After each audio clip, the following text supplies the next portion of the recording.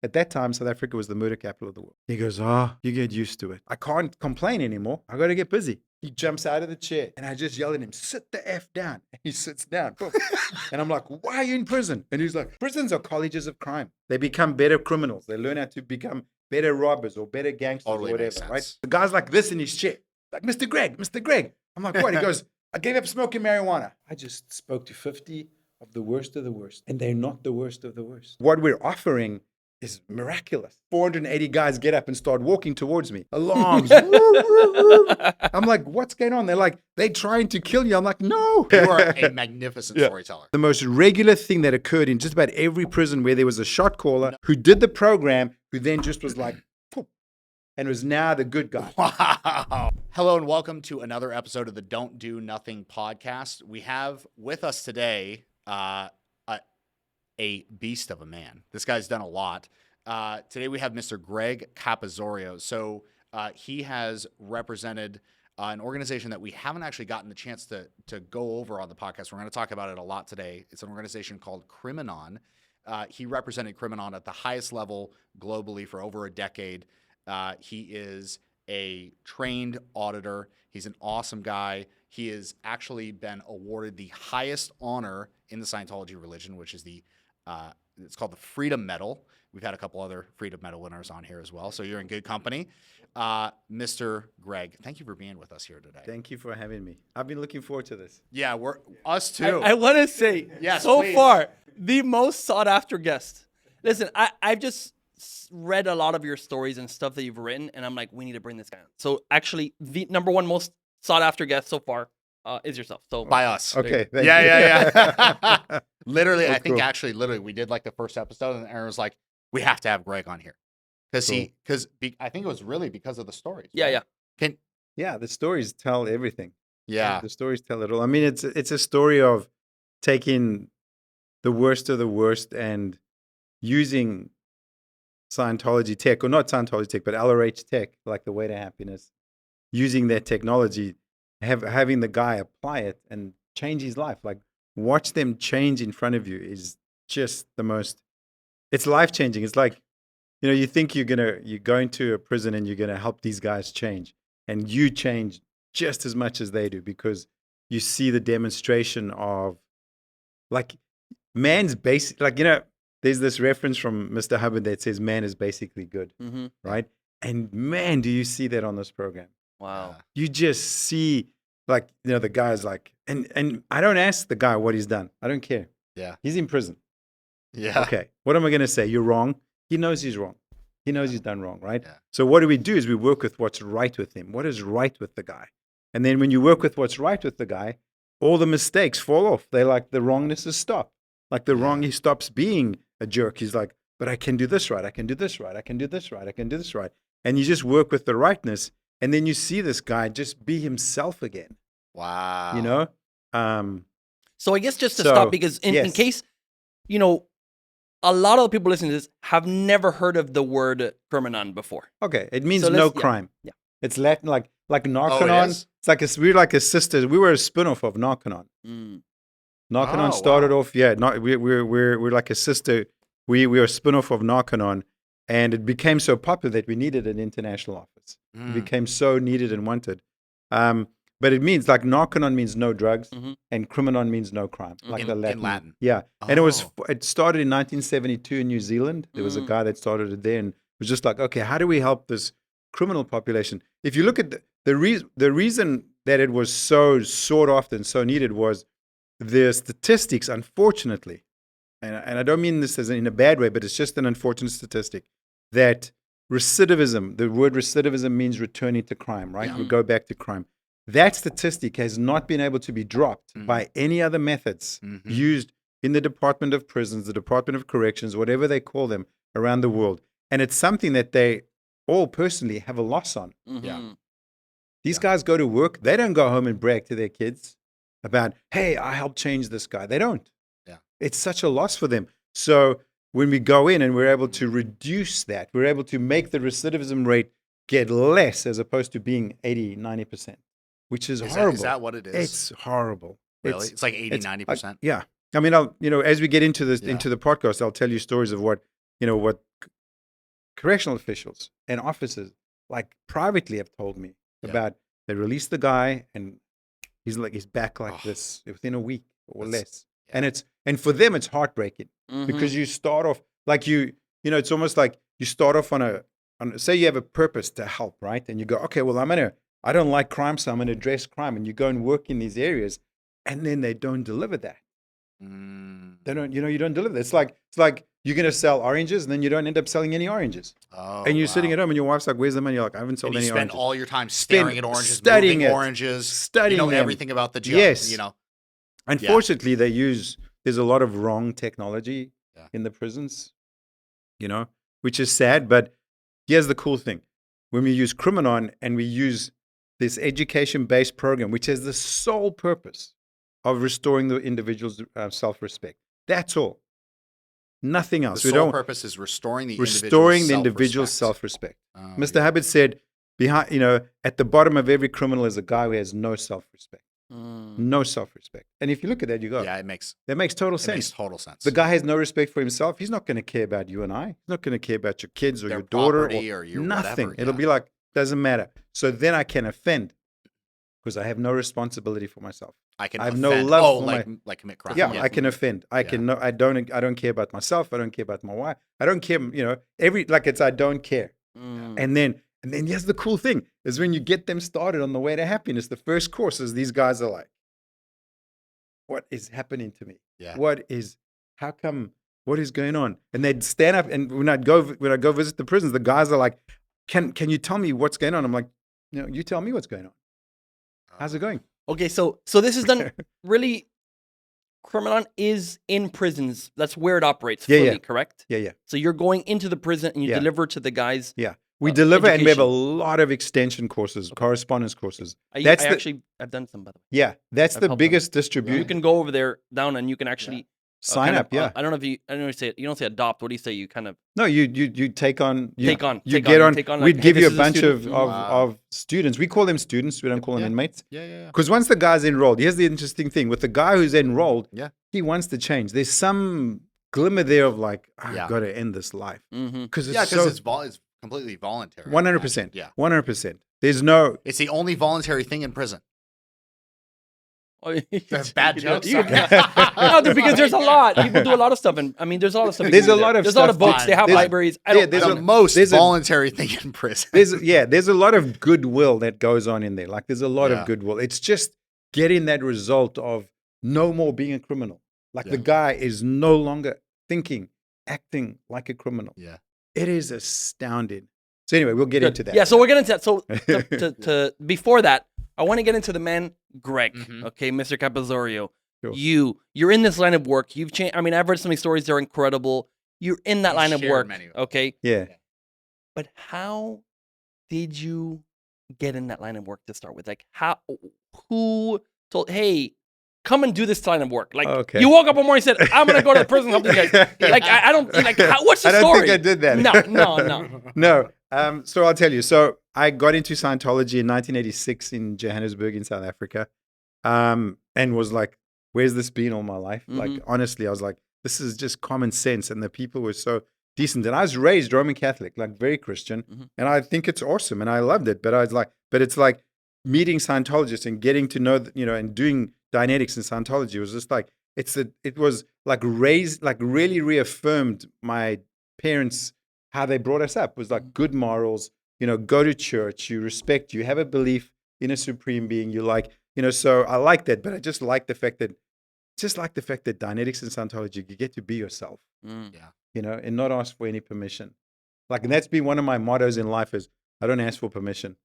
I'll ask for forgiveness afterwards, maybe, but I won't ask for permission. But anyway, so how I got in was I became very, it was interesting. I couldn't help before Scientology. You couldn't? I couldn't help. They couldn't help I would others. try and help, and it would be a mistake because I'd make people wrong, or I just didn't know how to help, so I just didn't help.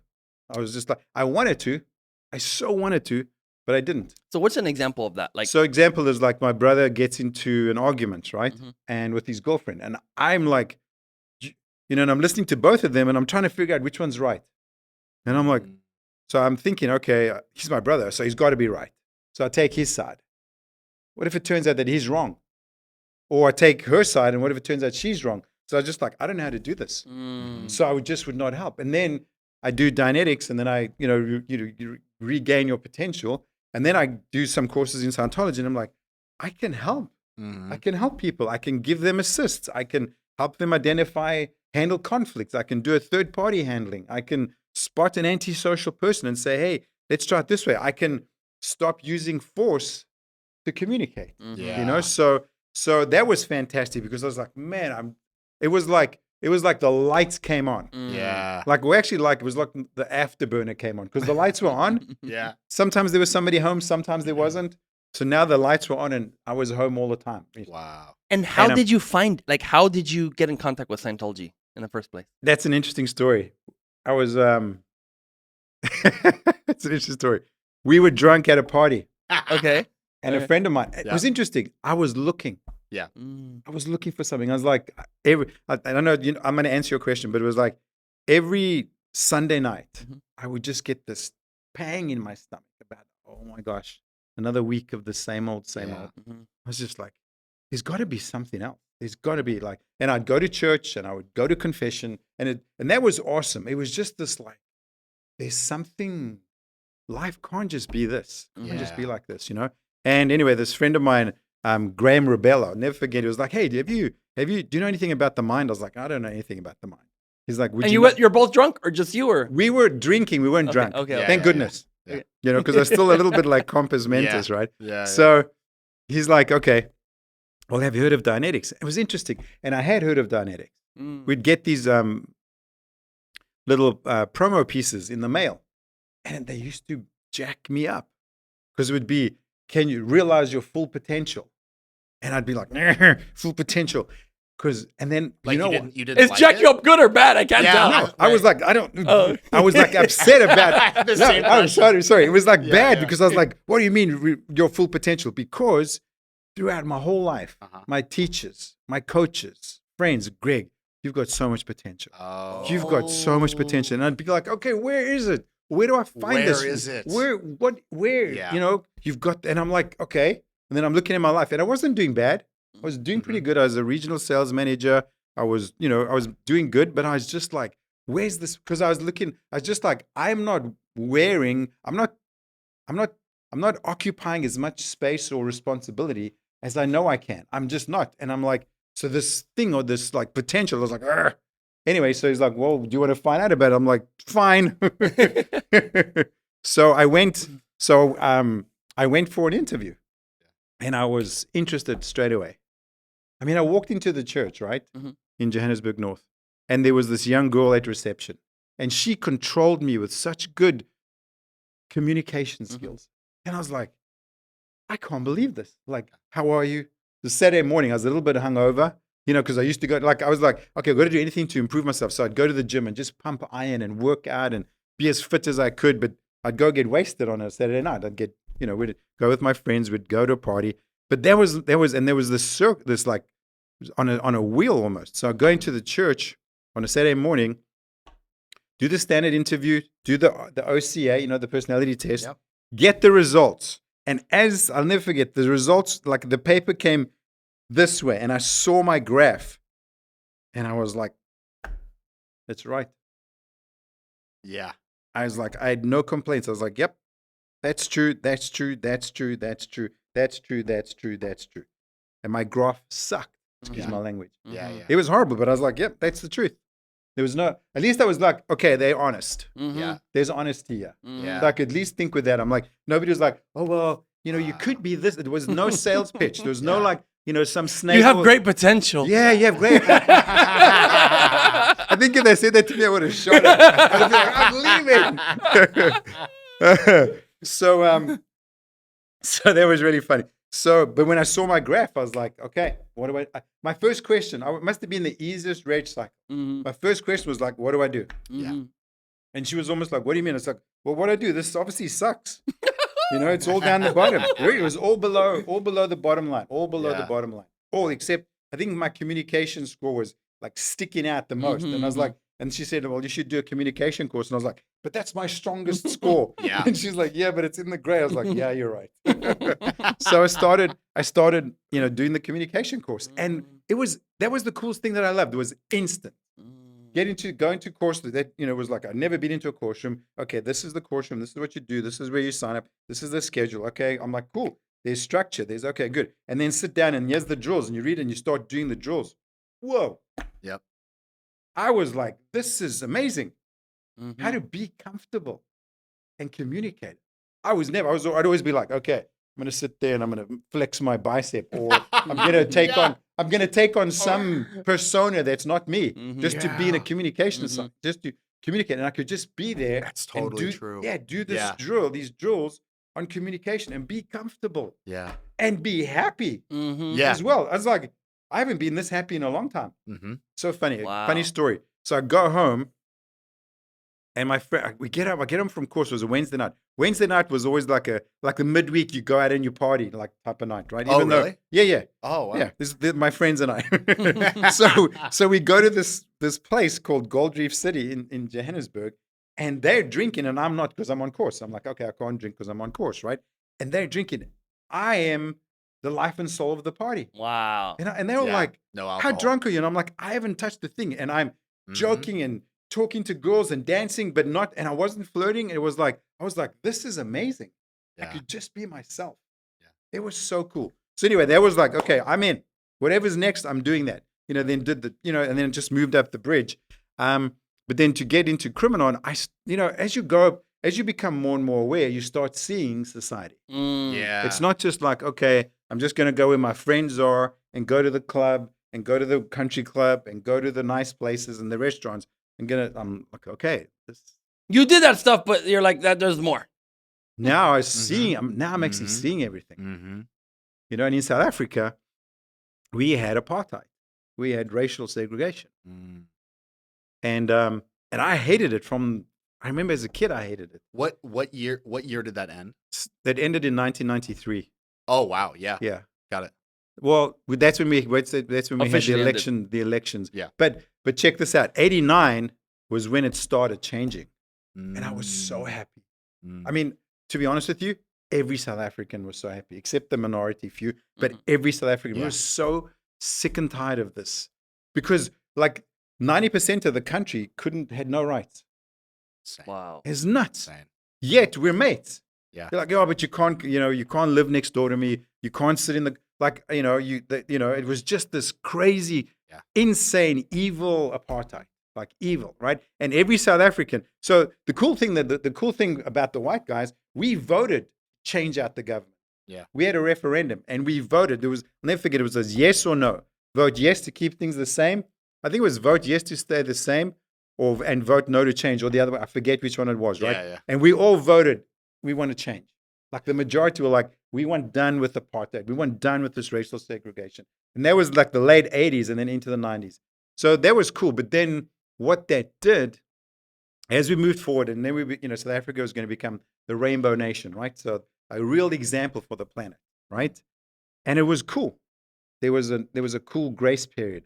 But then you get to really see how society is living. And the 90% of the folk, unfortunately, were living not very well. And, so the crime rate just skyrocketed. It just was out of control. And as a Scientologist, I'd gone clear in 1990, and I'm like, okay, I want a clear planet. I want sane people. I like people to do well. I want everybody to win. And you start running into this criminality thing, right? And because I'm me, and because I wanted to I wanted to wear my hat. I wanted to take my share of the spoils. I wanted to, luckily as Scientologists, we get given the opportunity to be responsible. Like, go out and do stuff. Go out and help your fellow man. Go out and change conditions. Don't just sit there and be all theoretical. Scientology is not theoretical. It's an applied philosophy. Yeah. So you got to go out and do it. And I could go out and do it. And I was like, okay, so what's the area that's bugging me the most? It was criminality. I'd been carjacked. Oh, I was like, okay, you go to the church and we have to pay security guards, $10 a night to watch our cars while we're on course. And you're like, okay, well, this is not you know, and there was this reference from Mr. Hubbard that said, from Southern Africa will spring the next great civilization. And I'm Yeah. like, what? Yeah, like how's that gonna happen? Sir, how is Yeah. that possible? Yeah. Mm. You know, so I was like, okay, I can't complain anymore. Yeah. I got to get busy. Yeah. So I was like, okay.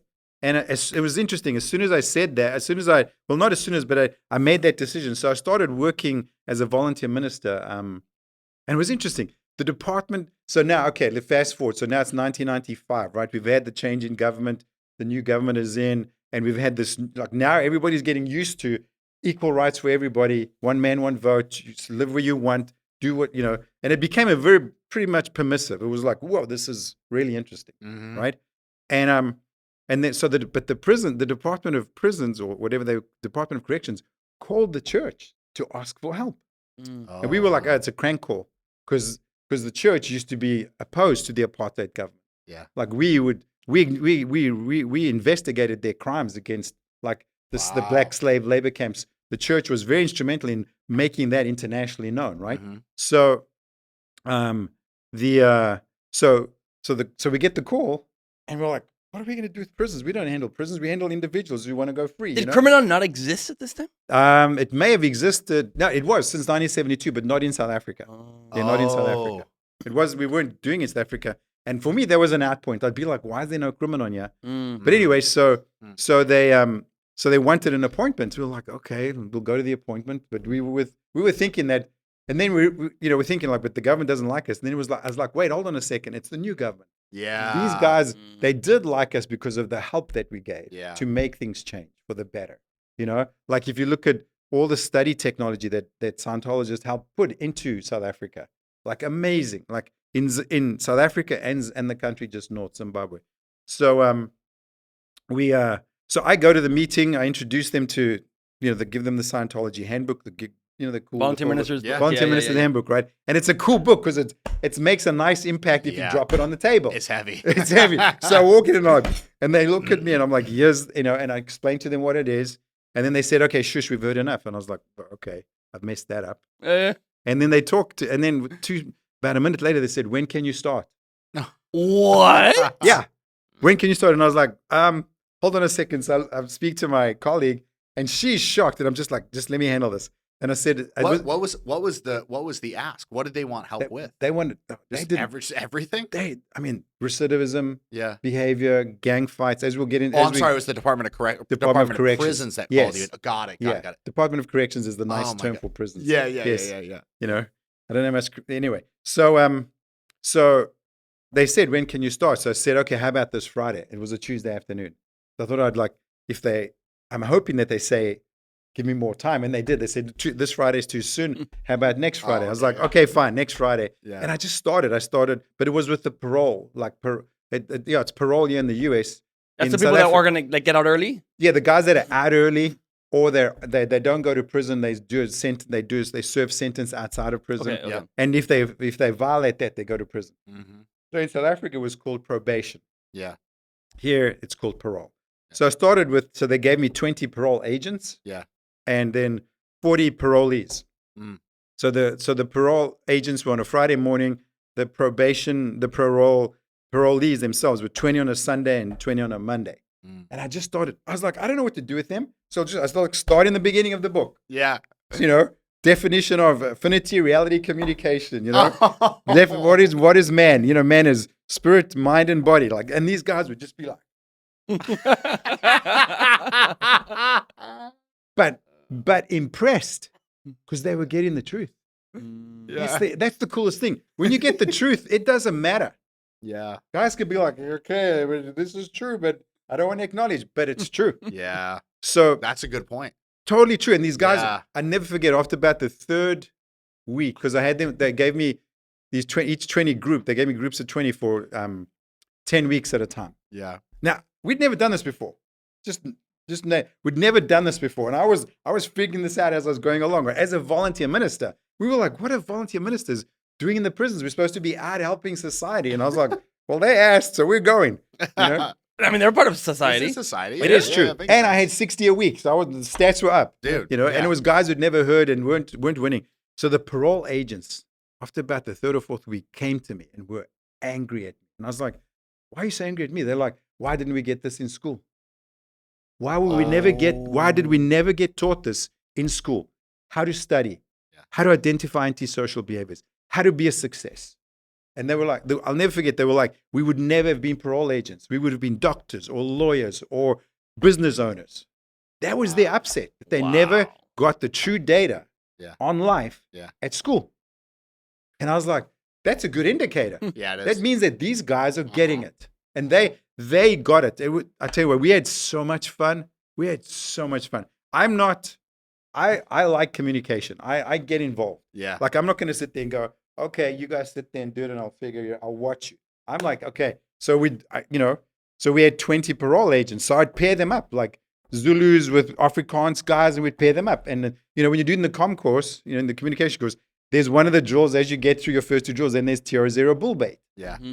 And I'd have them bull bait each other. So guys, TR0 bull bait, you sit in front of each other, you're there, and the one person is trying to do anything possible to make the other guy angry, laugh, whatever. You Distracted, are trying to get them to not be able to stand it and try to get them to punch you in the face or something. Yeah. Yeah. And so that's And what you got to still remain comfortable while the guy's bull baiting you, right? Yeah.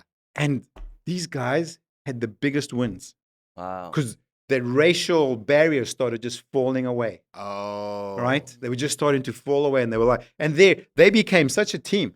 Mm-hmm. They became such a team, and they started seeing what was true and what wasn't true. Wow. What was true politically, what was not true politically. What was true for them was that they needed help. Yeah. So I did that. So I did that for 3 years, and dude, it was cool.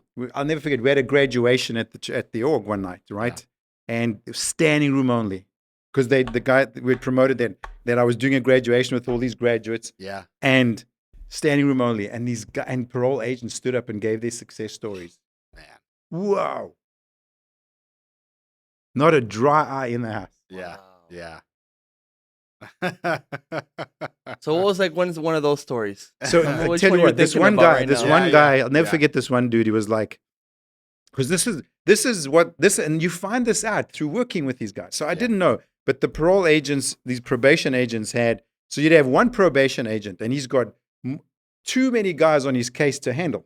Oh yeah. They're It's got- overloaded. Yeah. Overload. He's got 250 guys that he's got to see every week. He's got to see. Oh, crap. Or he's got to. Yeah, He's got to go to them. he's got to go to them. Oh, They've got to be at home, and Yeah. and so he's like, how do I get through these hundreds of guys each Yeah. week? And then he's like, and then who knows? Maybe they lie on their report. Well, I saw Joe, but maybe they didn't see him. And he was this was his. He said, this was my attitude.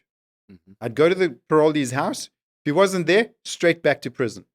Go to the next house. If he's not there, didn't care if he was where he was, straight back to prison. He said, I was a tiger. I hated these guys. I was a tiger. He said, then since doing these courses, I now know that they're human beings, and I know that I can communicate. Yeah. Wow. Yeah. Oh my gosh. And you're like, what? That's the beauty of Yeah. applying L. Ron Hubbard's technology. Yeah. Something can always be done about it. Yeah. Something can be. And these guys, so they were testament. They would just go and promote. Mm-hmm. So I did that for like 3 years. And then but the crime just, we weren't denting the Yeah. crime stats. The crime stats were just going up. And then I got a call from Criminon. The Criminon group had started up in South Africa, but my personal delivery with the volunteer ministers, with the probationers, was like 10 times the size of what the Criminon guys were doing, unfortunately, Yeah. at the time. Yeah. There was like Brand 6 new. guys. Yeah. They were tiny, they were small. And so I got a call, could you please go see this chaplain who wants a briefing on Criminon? I'm like, send your Criminon guys. I'm busy. I was married. I'm running my own business. I'm the div. I'm the new public lecturer at the org. Yeah. I'm running the VMs. I'm trying to get through my course. I'm busy. And they were like, oh, but nobody will go. I was like, okay, give me the guy's name. So I grab but I'd always loved the Criminon stories. Mm. I'd seen guys be awarded the Freedom Medal, like Joan Lonstein, South African lady, but worked in LA. Started doing the Criminon in the county jails in LA, and just the change. I was like, how is she doing that? Mm. Amazing. So I knew we had results. I always knew. And there's one thing I've always known is I'll always get a product with Scientology. Yep. There'll always be a product. I'll always get whatever that result is that Mr. Hubbard says I will get. Yep, that's right. Not through force, just through application. Yep. I'll get it. Mhm. So I was like, okay, so Actually, with almost no force. Just Yeah. 100% correct. So I learned that. Yeah. I've learned it as well. so I know this is a long answer to your question, This is but beautiful. This is Keep great. going. but, This is great. but so I go to the prison, and it's like near my birthday, like in May 1999, right near my birthday, and it's in South Africa. Joburg winters get cold. We're 6,000 feet Is above. it winter in May over there? Yeah. Oh, it's reversed. The seasons are reversed. Oh, yeah. So I mean, May is not exactly cold, but it starts getting cold and it's dark Mhm. early, and you just want to be at home with coffee and yeah, you know, yeah. and so I get to the prison. I'm like, okay, and I'd never been to a prison. I'd been into prison, into the admin side of prisons. Oh, like, because you're working with the parole guys. parolees the we're in the probation. administration and offices. you would deliver where? Like, where do you meet with them? in the administration offices. Oh, in the prison. And Oh, so not in the wow. prisons. I wouldn't meet the parole. No, because they're Oh. parolees. Oh, got it. Oh, and we actually, my business partner and I, we actually bought an apartment so we could actually have a VM center so we could deliver to these guys, Oh, wow. right? So we delivered to them on a Monday night. So those Okay. guys would come through, right? So you'd not been in there. Okay. No, so I'd never Got been it. into a prison. Oh, okay. So I get there and I'm like, okay, and it's daunting because you get there and the fences are, first of all, there's like 3 fences and they're all like 15 feet high, razor wire. And I'm like, who's going to try and escape? But I don't know. I'm just looking at this going, wow. You know, it's not exactly, let's go and have a nice dinner. It's okay, yeah. real life. Yeah. Real life, you know? So I go into the prison, I meet the chaplain, and he's like, okay. I brief him. He's like, okay, this sounds good. Very beautiful man. Tall African man, beautiful. Rudolf Schlacker. Never forget this guy in my life. One of the most beautiful beings I've ever met. Yeah. Beautiful man. Christian chaplain. Just cared. He just cared about the guys, you know? Yeah, and you yeah, get these guys. You get these gems in corrections. There's these gems of individuals that are just beautiful people, just a little bit frustrated with what's not working, you know? So I said to him, I need 50 guys. He's like, what do you mean you need 50? I'm like, I need 50 guys to speak to so I could get them interested to start doing the Criminon program. And he's like, Greg, why 50? I'm like, Reverend, you know what we're like. We're the murder capital of the world. At that time, South Africa was the murder capital of the world. Wow. No way. Yeah. Wow. Yeah. Sad, but true. Yeah. So he's like, well, okay, I see your point. So he organizes. So the next week I go back. So now I get there and I'm like, okay, I've never done this before. Okay, what am I going to do? I'll take a copy of The Way to Happiness and I'll take the Criminon brochure and I'll go in, right? But here's the interesting thing. You can't deny your perceptions, right? Yeah. So I'm walking in and what smell is one of your perceptions. And the first thing I smell is marijuana. Mm-hmm. And I'm like, what? I shouldn't be smelling this. Yeah, This it's in is a prison. Yeah. Mm-hmm. Yeah. And marijuana wasn't legal then, Yeah. you know? And I'm like, but I can smell it. And I'm like, so I nudge the chaplain. I'm like, hey, can you smell that? He goes, oh, you get used to it. Wow. Yeah.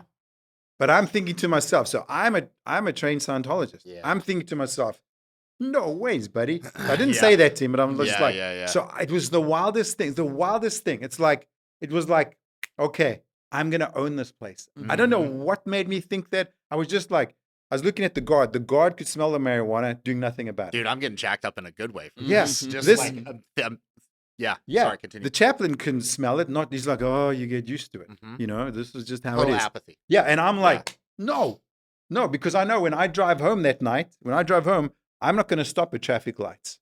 I'm just going to slow down and then zip through just in case there's carjackers there, right? That was the scene in South Africa, Mm-hmm. right? So, so something was just like, okay, I'm going to own this place. Wow. So, but then you walk in, so then you go through, and then I'm thinking, okay, so because I'm a visitor, right? I'm a guest of the prison. They're not going to lock the gates because I'm a guest. Like my You didn't know how it worked. Yeah, no, yeah, yeah. I didn't know. So I walk So in, that's it. I walk in, clang, and I'm like, Yeah. I turned to the guy and I was like, why are you locking the gate? He's like, it's a prison. I'm like, Oh my God. okay. Walk through another gate. I'm like, they're not going to lock this one. lock it. I was Yeah. like, oh, gosh. Okay. Time to like get my like be present, Yeah. buddy. Be present. Now, Not- now it goes from I'm going to own this place to I better own this place. Yes, but I never backed down. It was interesting. Yeah, It was so wild. I was like, Yeah. what is this? I just even afterwards, when I was driving home, I was like, anyway, I'll get to that story. But so I walk through, and now you can smell Mhm.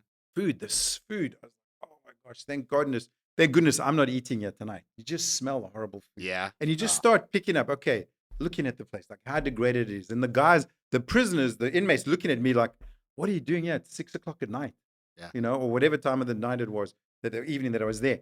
And they were looking at me, and I was just like, okay, I'm going to greet them. Like, hey, how you doing? Hey, how's it going? How's it going? How's it going?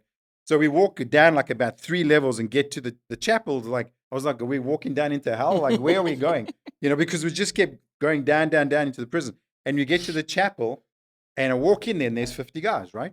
Yeah. So I walk into the chaplain's like walks me to the front of the guys, and he says, hey guys, this is Greg. He's going to talk to you about Criminon, and he leaves me. He runs away. Yeah. And I'm like, I was almost like, dude, where are you Good going? luck. I was like, come back here. But thankfully I didn't. I was like, Yeah. I looked at them and like, if I'm going to show I'm backed off or chicken, they're going to be like, oh, we got this guy. Yeah. And it's interesting. He said to me, you got 15 minutes to get their attention, or they get up and walk out. And I was like, how come? He says, no, the most of them just come because they want to get out of the cell. Yeah. And when you look at their conditions, you're like, well, I would do the same. Yeah. Lousy conditions, right? So there, these 50, gangsters, murderers, you name it, right? They're sitting there, and I'm thinking, okay, I've got 15 minutes, and I'm thinking, I've given lectures to people. I can talk to people, right? So I'm like, okay, and I start telling them. Zero response, Oh. like nothing. Guys like looking at me like this, Yeah. like no animosity, just like can't wait for this to be over. So I'm like, and I'm talking, and I'm getting nowhere. Getting nowhere. Right? So. And how long are you getting nowhere? Like, So 12 minutes.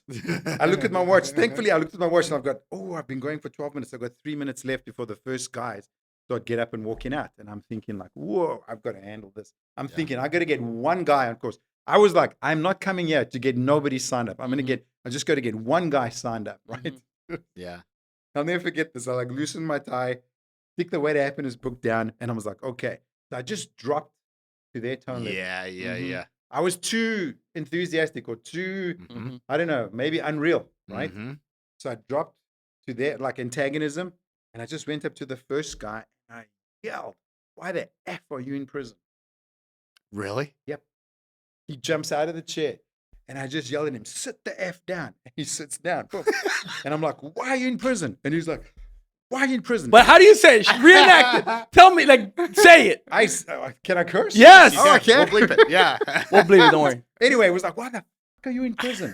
Right? But you didn't say it like that. That's soft. No, I yelled. Can you give us the- yelled. I want- I'm not going to do that. no, why not? Because Okay. it's you'll get the idea, All right, right? all right. You know what I mean? It's like, because It was not- intense, but full, like, It full, was like full on, like, wah. And he jumped up and I was like, sit the F down. And he sits down and he's looking at me like, and I'm not backing down. And he's Yeah. like, I said, why are you in prison? And he tells me, Yeah. I'm like, thank you. You next to him. Why the f are you in prison? And he's like, and I said, why are you in prison? And he's like, and I said, thank you. And then I look up and all 50 are now looking at me. Mm. And I'm like, and it was interesting, like a split second. I remember, never forget. I'm like, Yeah. do I stop or do I carry on? And I was like, carry on. Mm-hmm. And I carried on, but I stopped yelling. Mm-hmm. And I started asking each guy Yeah. nicely, like, You got their attention. yeah, I had their attention. So I had them now. I Yeah. had their attention, right? Yeah. So they asked, you, sir, why, not you, sir, you, why are you in prison? Thank you. You. It was so funny. Like these guys, there were guys like hiding behind. In case I asked them. It's like, I felt like a school teacher, right? I'm like, I can see you, sit up straight. And they're like, oh. So but here's the cool thing. I ask every guy, they tell me. Yeah. And I'm like, so I'm like, okay, thank you, tell me. And then some of the crimes are like, okay, keep it to yourself. But give us an example. Dude, what's one that was like just insane? I mean, like rape. Insane. Rape. Okay. Yeah. Yeah. He's just like, okay. Because then, I don't want to give my own stuff, come in and go, because I don't like crime. Yeah. Yeah. I don't like, Yeah. I've lost family to crime. Mhm. I don't like it. But Yeah.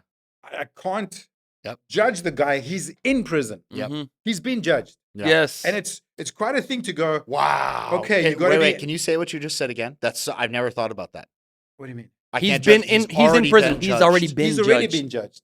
He's already been adjudicated. You're a criminal. You're going to prison for the rest of your life or for 40 years or whatever. Yeah. Why am I going to come in and say, yeah, what's that going to do? Oh wow. But that's what gets done. The way you said it just now, it's like so. I'm. But Like, I know. that was. It clicked for me right there. Oh Too. yeah. But that's what happens to them. They Yeah. just keep getting judged Yeah. every day. And I'm like, what's that going to do? Right? Yeah. So, Yeah. because, prisons are colleges of crime. You learn how to become a better criminal in prison. Mr. Hubbard said that. They're colleges of crime. They become better criminals. They learn how to become better robbers or better gangsters Totally or makes whatever, sense. right? Yeah. So I finish the last guy, thank him. I step back and I say to them, thank you for telling me your crimes. I have zero interest in your crimes. Mm. And they just like blow down like, oh, what do you want from us? Seriously, that was their response. They're like, oh, okay. What do you want from us? I'm like, I need your help. I need your help to change this country. Said, we're the murder capital of the world. And when I drive home, I'm in more chance of getting mugged and carjacked than you are sitting in this prison. I need your help. Yeah. They were like, but we're in prison. I'm like, is this prison in South Africa? They were like, yes. And I still kept their tone level, right? Yeah. And they were like, yes. I said, so I need your help. And they were like, okay, what do we do? And I was like, oh. So then I realized what I was there for. Then I grabbed the Way to Happiness book. So my 15 minutes turned into 2.5 hours. Wow. We had a blast. Mm-hmm. Because I took the Way to Happiness and started clearing the words. What's the definition of happiness? Okay, give me examples of happiness. Dude, don't ask guys to give you. It's funny. And we would just be like, okay, let's talk about happiness that doesn't include sex and drugs and any of that stuff. And they'd be like, oh, yes, I remember. And then they'd say like, oh, I could do this because this is the definition of happiness, right? Yeah. And then, and we went over take care of yourself. We did the whole precept of take care of yourself. Yeah. Right? And these guys, and we couldn't keep guys quiet. From being like this for me in the beginning to like just a free for all of communication. Wow. And we were having a blast. The chaplain, I'll never forget it. He's standing at the back of the hall. His eyes are this big. I'll never forget. He said to me, Greg, he's at the end, he says, Greg, when you did the cursing at them, I thought, oh my God, they're going to kill the white man. It was so, and I was like, those are bad. But he was like, so he was super happy. These guys were super happy, but he had to go home. Yeah. And all of us were so mad that we had to end the lecture, but we had to end, right? Yeah. So I said to the guys, okay, you want me to come back? I'll come back. I get a call like 3 days later. The guys want you back, right? So I'm thinking, okay, had 50 guys. The literacy level is very low. Yeah. So I'm probably going to have about 10. Thinking, okay, cool. I go there. We get 10 guys. We get rolled in. I'll have 10 guys on course. Because I didn't get their names the first time, but I was like, okay. But, driving home that night. Yeah. I was so keyed out. I was Yeah. so like, I just spoke to 50 of the worst of the worst. Yeah. And they're not the worst of the worst. Yeah. They're not. They're in prison for doing horrible stuff. And what did you realize they were? They're human being. Not that I should be easy on them, or not that I should be. I can forgive. Everybody can forgive. It's like, okay, the guy's there doing his term. What is it going to help if I'm going to be there like, okay, every day needs to be horrible for you? How's it? He's gonna take that everyday horrible and do it to somebody else. So why don't we flip that? Why don't we just flip that and have him be like, okay, dude, not that you're a saint, but you can be. Yeah. You can be. There's an interesting thing with Criminon Program. We have these guys work their way into being accepted. Wow. That's the coolest thing. These guys do work to get accepted. It's like you do your lower conditions. You work their way through. You have stories. Anyway, it's just miraculous what you can do with guys who are interested. Yeah. And the majority of them are. Yeah. The majority of them are. So driving home that night, I was on the phone to my wife. I couldn't stop talking when I got home. I couldn't wait to tell everybody at work the next day. I was like, you won't believe what I did. And a lot of guys were like, why are you doing that? Why are you going to prison? Are you nuts? Why are you going to prison? And I'm like, we're the murder capital of the world. Yeah. Shouldn't we be addressing that? And they would be like, and I'm like, Someone else. Yeah. Or like, no, they did something nasty. I'm like, I know. You've never done anything nasty, huh? You're perfect. Mhm. right? Yeah, shut up. I'll be like, yeah, shut up yourself. It's like it just was like interesting. Like it was actually a good confront process, even for our field. Mhm. Wow. Because you have somebody like me, outspoken, very involved, very active, and I'm coming to graduation. I'm saying, I need your help. I need volunteers. I need you guys to come into prisons with me, or I need you to grade lessons. And they're going, why? I said, because I have 200 names of guys who want to change. Wow. But this happens. So check this out. So I go anyway. I jumped. You skipped it when you were Yeah, back it's again. okay. I Yeah. skipped. I'm sorry. So I go to go back the next week, and I'm ready this time. I've got my book ready. I'm like, I know what we're gonna do, and I walk now. I think I own the prison. I walk in. I expect the guy to remember me. He's like, I was here last week. He's like, yes, so. I was like, God damn, they don't remember anybody. Get down to where I am. So I'm sitting outside the chapel, and I'm waiting. Now inside the chapel, I hear there's like 100 men singing. They're having their Christian services, right? Yeah. And man, African men singing gospel. Yeah. Dude, come on. It is the Yeah. best thing to hear. No, just an organ and vocals. Yeah. And you hear them singing it. And I'm sitting outside and I'm like, this is cool, but like, where's my Criminon guys? Yeah. And I'm waiting. Dude, nobody's coming. So I go inside the chapel Yeah. just to see is like anybody, nobody, these guys singing. And the guy playing the organ, he pushes his organ to the chair back and he sees me, right? And he stops and he goes, hey, Greg, we've been waiting for you. And I'm like, what? He goes, yeah, we've all just been singing, but we're all waiting for you. Standing room only, 100 guys in the chapel. And I'm like, okay. I grabbed my book and I walked down the middle. But when I turned around, right, and I looked, and I was, because the guys that had been there the week before Mhm. had done the precept, showered, shaved, washed and ironed their Wow. clothes. Wow. They stood out like these what's that cool word when there's like differences, like there's this cool word, I forget the word now, but it's like tapestry, like a Yeah. tapestry where there's bright colors and dark colors, right? Yeah. And there were these bright guys, 50 bright guys, and another 60 or so, or 50 or 60 guys, all like, who's this guy? And they close it and they all mangy, and then Yeah. one guy's like, I never forget this, the guy's like this in his chair, like, Mr. Greg. I'm like, what? He goes, I gave up smoking marijuana. I was like, well done. And I'm thinking to myself, we haven't even come to be tempted. Yeah. We haven't come to that yet. Yeah. But this guy's already, It's already got it. decided, Yeah. I'm giving up smoking weed. Yeah. From take care of yourself. Yeah. So I was like, It makes I am sense. doing this. I was Wow. like, when I saw this response, I'm like, I am doing this. I don't care what I need to do. I don't care what happens. I don't care. I am doing this. So I just Yeah. was like, so anyway, so I sign those 50 guys up, go back to the Criminon office, the one that we were busy making, hand the names in. I'm like, let's get guys signed up. They're like, we have no volunteers. I'm like, okay, graduation. Go to graduation at Johannesburg or speak it. In those days, graduation wasn't as structured as it is now, right? Yeah, It'd be yeah. like, who has a win? Me, I had a win. Run to the front and pour my heart out, right? All emotional, pour it out. And I say, I need guys to sign up. I need you to volunteer. They'd be like, yeah, I'm not going to come to prison with you, but I'll volunteer. Like, good. Then I'd go to Johannesburg North Org and speak at graduation there. And I just did that week in and week out. Because in 4 weeks, I had 200 guys on course. Wow. In 4 weeks. Amazing. In one prison. And I was like, this means they're looking for help. That's right. And they're Mhm. looking for answers. Yeah. And what I was communicating was working. So I changed the pattern. I didn't keep that pattern of why the F are you in prison. I changed that. You didn't do that again? No, I never did that again. But I started, using survey technology, right? Yeah. So I figured a survey like, okay, because this is what I found. 90% of the guys have been to prison more than once. Yeah. More than twice. Mhm. Wow. So it'd be like survey question to get the guys interested. Okay, I have 100 guys in the room. Who have you been to prison more than once? All the hands go up. Like, okay. Twice, all the hands go up.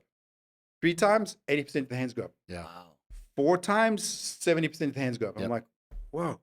And then I'd say this, you guys like it here, huh? And What how do they are you gonna respond? say? they'd be like, no, we hate it. And I'd be like, oh, how come you come back? Yeah. Oh, we don't know. Or excuses. I'd be like, do you want a solution? You guys want to try a solution? Mm. Wow. With this book, maybe you won't come back. sign up.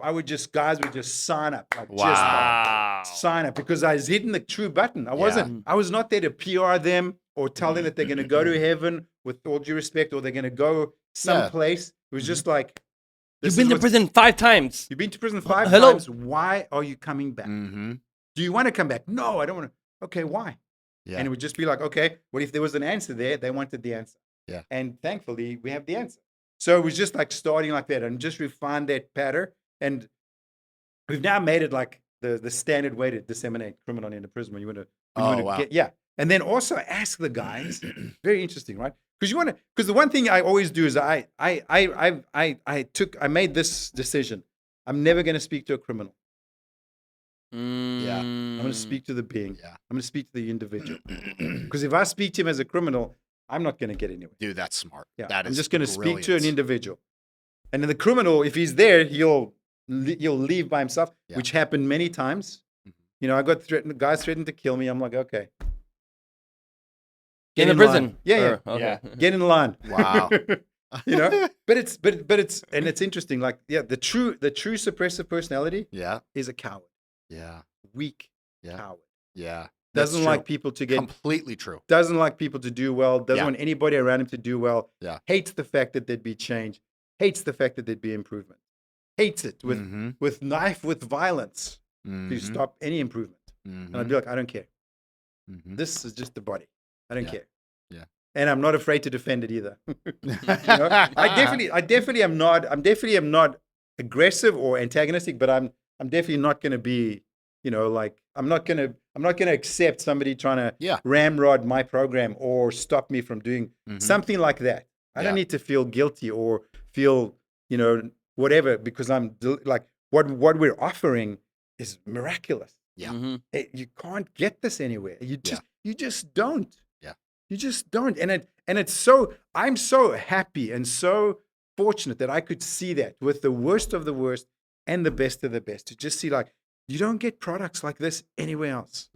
Our planet's, this civilization is not used to results. Yeah, that's true. Not used to getting results. Completely true. Look at the field of the mental health. They're not people are not used to getting fixed. So they just and psychologists and psychiatrists are messing up, and they have been for hundreds of years, but they have a profession. Because people are not used to results. Yeah. And then we bring Mr. Hubbard's technology in, and bam, we get results. And people are like, what do you mean you get results? Yeah, we get results. Yeah. We get the results. You want to be happy? You want to get your potential?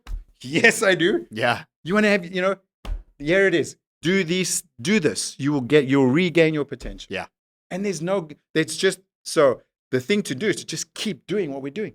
Just keep doing it and just keep putting, you know, just add fire to the flame. Just, like chairman of the board said one day, just put your foot don't put your foot on the pedal. But what did he say? Don't put your pedal to the metal, put it through the floorboard, you know, type of thing. Like, just let's go. Yeah. Because there's so much workability and there's so much success. Yeah. You know?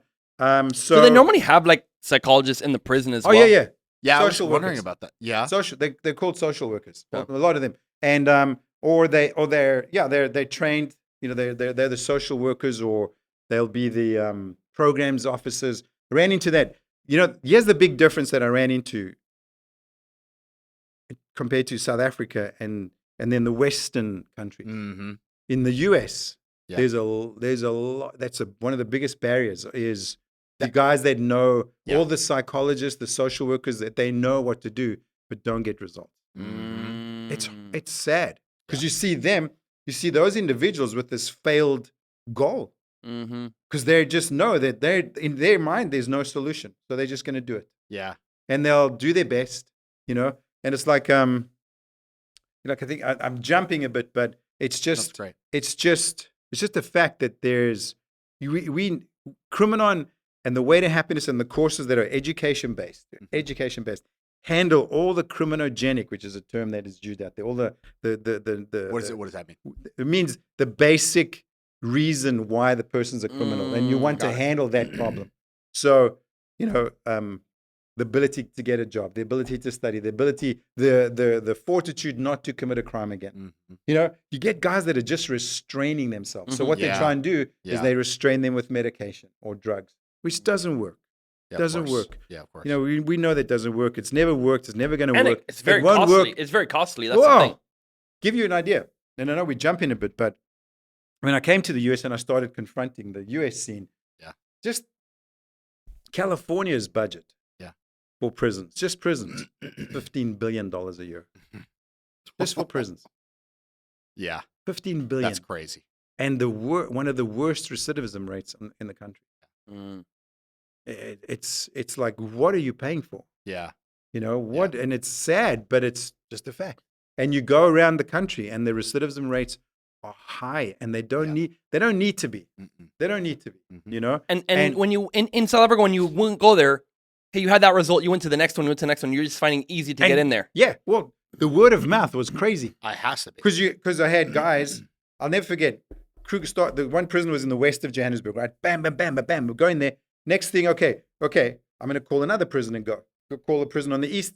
Go and visit them. The warden of the prison's like, I don't know if we need you. So I'm like, okay. So I walk out of his office and go to the office next door. And I'm like, hey, do you guys have any good programs? And they're like, no, not really. I'm like, would you like this program? I start speaking, and I found the programs person. Speak to her. She's like, yeah, come down, come meet the inmates. I go down, I speak to the inmates, get them rolling. About 6 months later, I'm doing a graduation in his prison, and he's coming to the graduation, and he walks in, and I'm there, and he's like, how did you get in? I'm like, yep, it's my program. and his social workers are like, sir, this is the best program. And he's like, oh, okay.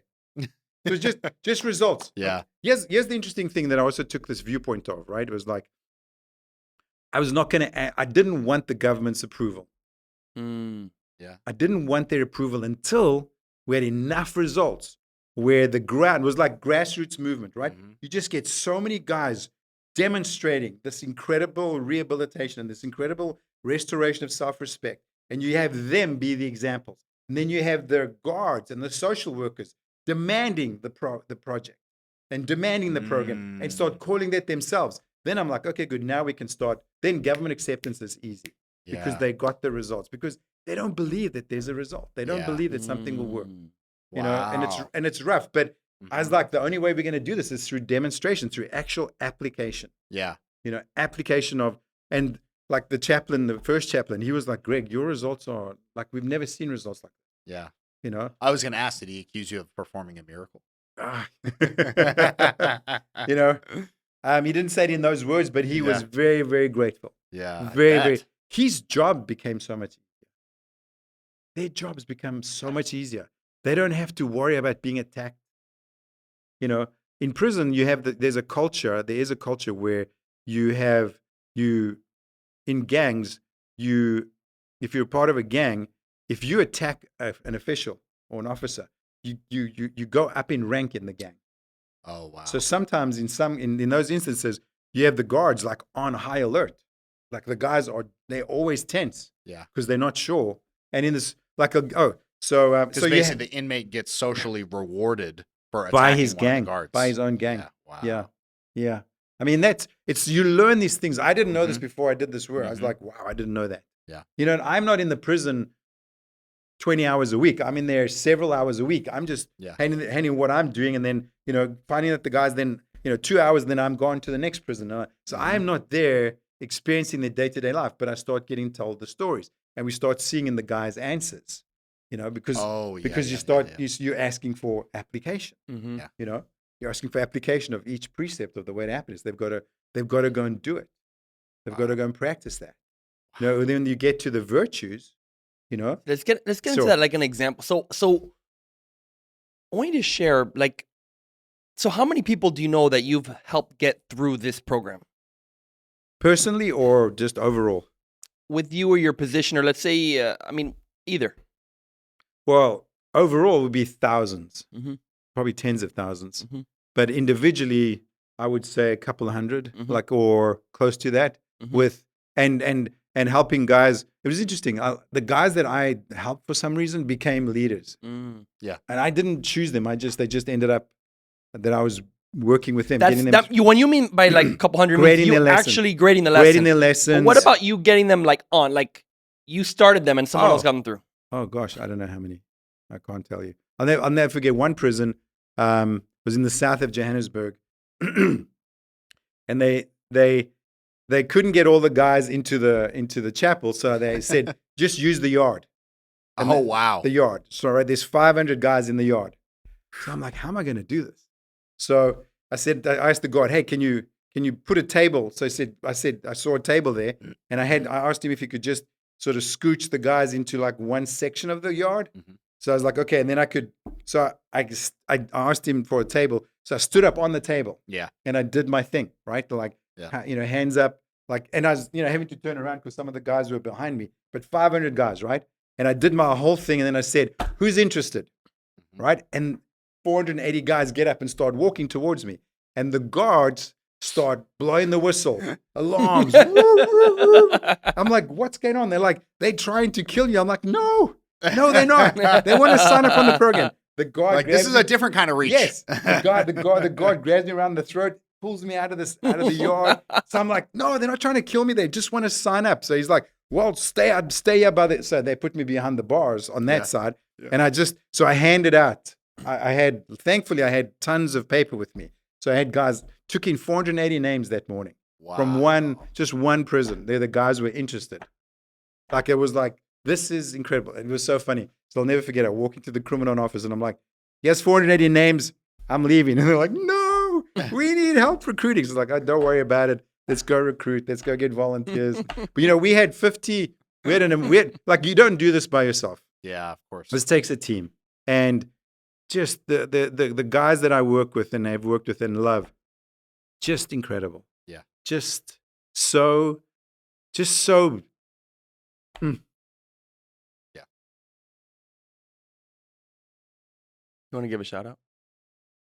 Yeah, there's like this one girl who's an amazing friend, Helena LaRocca. She's Helena LaRocca. Yeah, she used to be Helena Wilson in South Africa. Like, I got her interested in working with us, right? And she's like, "What are you doing?" I'll tell you. And I told her about it. And she like comes in. She became the executive director. I wore the hat as the president because I was like, "There's no ways I can be an ED. I'd want to be out there. I want to make it rain." And executive director is basically like the CEO. Yes, like running the organization. She's running the organization, right? So she organized us. Brilliant, Yeah. brilliant organizing, just fantastic. And then, and then guys like Kevin Jones, who was also awarded the Freedom Medal for the work done in Rwanda. We did the every prison in Rwanda, and just we haven't talked about that. I mean, there's so much to talk about, Yeah. but it's just these, here in Florida, the guys like, Cheryl Caputo, Allison Dennis, just, Lorena Noriega, just, Susan Krieger, Susan Bratton, just beings like, and the guys that have passed, Rick Pendry, like Rick just was like, he did stuff in Mexico prisons with, like, actually having inside the full detox and Criminon program in the prison. Wow. Full on. Confronting drug cartel, confronting those guys. Just like miraculous. Just miraculous. There are so many incredible guys and it's interesting. It takes, I don't know if it takes something special, but there's something quite sassy about, I rehabilitate criminals, or I'm helping guys that are supposed to be the worst of the worst. Because it turns out they're not the worst of the worst. Like, I'll give you a story where this one guy in the first prison I went to, this guy, his name was, I'll just use his initials, IZ, right? So he's now, I didn't know, but he was the shot caller. Like, he called the shots in the prison. Even the guards listened to him. He had in a prison packed with inmates, he had his own private cell to himself. Wow. Yeah, 2 cells to himself. Everybody else was crammed into cells. And he comes to me and he's done 10 lessons, right? And he's like, this course is turning my brain inside out. And I'm like, ugh, that's horrible. Because I got this, it was interesting. I got this like horrible picture of a brain. Like, I was like, what do you mean by that? So I said, I said, what do you mean by that? He said, well, whatever this course you're talking about, take care of yourself, honor and love people, don't commit, don't be honest, all this stuff. Whatever this course says, I do the opposite. I live my life the opposite. And I'm like, what do you mean? He says, well, if you want anything in this prison, I get it. I can organize your stolen car. I can organize the drugs. I can organize the sex. Anything you want, I'm the man to get it in the prison. Yeah. So this course is totally messing with me. Wow. And I said, okay, I agree with you. It's the exact opposite. Exact opposite. I said, I agree. We're the exact opposite to what you're doing. I agree. So he's like, he didn't expect me to agree with him. I was like, well, what do you want me to say? You disagree? I agree with you. We're the exact opposite. So he's like, yeah, and I just think to myself, I want to see how I can handle him, right? Yeah. Handle in a way that I want to keep him on. Yeah, Because of course. here's a guy, if he's done 10 Yeah, lessons, he's done 10. and he's yeah. going through some personal stuff, right? I'm like, this is good. And he must be originating because he wants the Yeah, help. I didn't ask him if is the course turning your brain inside out. He Yeah. came and said it to me. You know, yeah. I didn't even ask for a response. Yeah. And he said to me, so I said, well, how long do you still have to go? How long do you still got to spend in prison? So he said, I've got another 3 years. I said, this course will take you about another 6 weeks to finish. Just finish the course, and if you don't like it, come punch me in the face. I don't know why. I don't know why I said that. I know you're laughing. I was like, what did you say that for? But I just, anyway. So But it was perfect. That sounds like something That's I would perfect. say. It's probably correct, probably appropriate at the correct tone level, right? Yep. So he's like, he snatches the course away from me and he leaves, right? And I'm thinking, wow, I hope he stays, right? Yeah. But by that time I had prisons on a rotation because we had several I only had Fridays to do it. Like, so I'd go on Fridays because the rest of the time I'm trying to make my life work. Well, I was making my life work.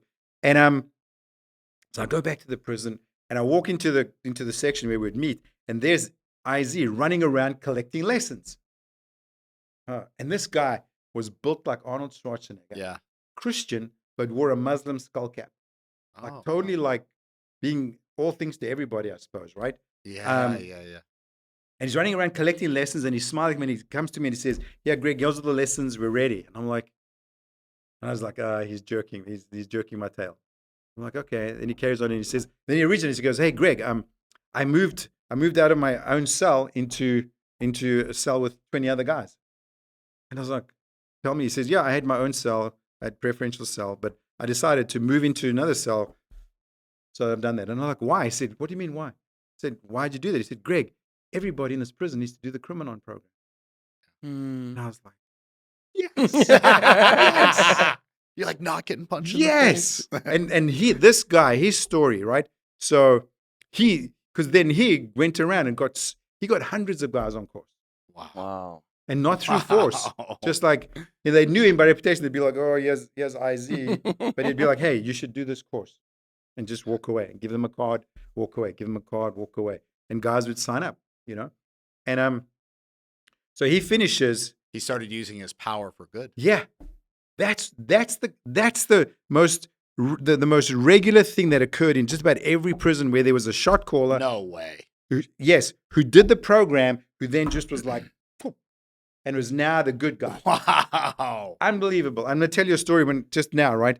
But so IZ comes to me one day and he's like, hey, Greg, I've got something to say. I'm like, what? He says, I'm married with 3 kids. I was like, what? I had no idea that a guy like that could be married with 3 kids. Yeah. And I'm like, okay. All right. I took a bit. It was really beyond my reality. I was like, there's no way this guy has a woman and has 3 kids. Yeah. And they're out, you know. And he's like, and I'm like, yeah. And he says, I want to get back in touch with them. I'm like, that's good. Oh my God. That's good. I know. So he says, so I've written a letter to my wife, you know. I said, give me the letter. Because I was like, whoa, before, let me see the letter. Yeah. So he shows me the letter, and I'm like, you're not, I grab it, and I'm like, you're not sending this to her. And he's like, what do you mean? I want to tell her how much I love her, and I miss her, and I'm never going to do this again. And I'm like, I said, stop. How many times have you promised her that? Yeah. He says, what do you mean? I said, how many times have you promised to her that you're going to change, and then she believed you, and you didn't? Yeah. And you broke her heart. Yeah. And he's like, yeah, you're right. And so I said, okay. So I said, but what do I do? Because I want to. So I said, okay, you're going to do good roads, good weather. So you're going to write a letter, and it's going to be like 4 lines. Hi, was thinking about you and the kids. Want to let you know I'm doing fine. I hope you're doing good. You know, much love, or many, you know, love you lots. Or don't even say love, just, you know, IZ. He's like, no. I'm like, do it. Yeah. You trust me, do it. So he does it. And by the way, guys, just a comment, guys, who are listening. That is a technology that's contained in the book called Problems of Work. Yes. Okay, by L. Ron Hubbard, and that's in a chapter called Affinity Reality Communication. That is the way to get back in touch with somebody. Yep. That is covered in that book. So grab that book right now, and that is where you will get this information. That's why he knows how to do this, because he's a Scientologist. Okay, continue. So he writes it, doesn't get an answer for like 3 weeks. He's mad at me. I'm like, send another letter. He's like, no. I'm like, send. And I said, just add a little bit more data. Yeah. And he does that. Gets an answer. Thank you very much. The kids are fine. Whatever. It's like, Now what do I do? I said, write some more. Just write some more. You've got to earn her trust. Yeah. She's got to see who you are. And he's like, yeah, you're right. So he's like, okay, so he writes. So eventually the communication is going up to 6 months. The communication is going back and forth. Then they'll never forget the one day he comes to me. He's shaking. Like, he is shaking. I'm like, what's up? He's like, my wife's coming to see me tomorrow. And I'm like, so why are you nervous? He's like, oh man, I'm just so nervous because, and I was like, hey, who are you? Mm-hmm. Who are you? Are you the guy that's always let her down? Or are you Iz as we know you today? Yeah. And he just snapped. He was like, you're right. I'm me. I'm not the guy that I was before.